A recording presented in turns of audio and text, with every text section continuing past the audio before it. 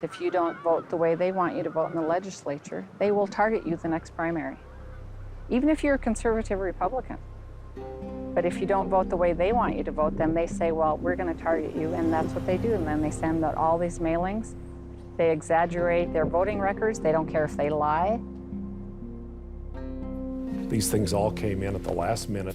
This election, my wife and I probably got 6, 7, 8 of these every day the last month of the campaign. Boom, here's one on taxes, here's one on health care, sex ed, guns.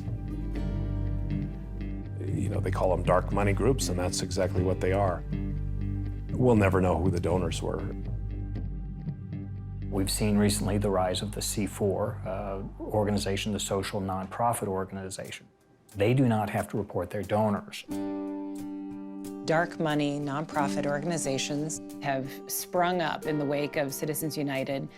We have hundreds of new organizations, thousands of new organizations that are trying to persuade Americans to vote one way and not the other. Americans are barraged by these political advertisements paid for by dark money groups that are funded by who knows whom. We don't even know if they're domestic, frankly. They might be coming from foreign corporations or governments.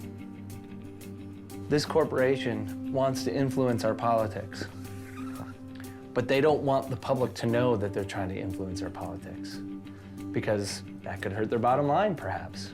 So they give money to a dark money group. So they send out all of the mudslinging and the postcards and the things that people hate receiving, flooding their mailboxes. This corporation is not affiliated with all of the dark money spending, because they've essentially laundered it through this. And all of this supports a candidate. When that candidate gets elected, they support the agenda of the corporation. That's the feedback loop for dark money.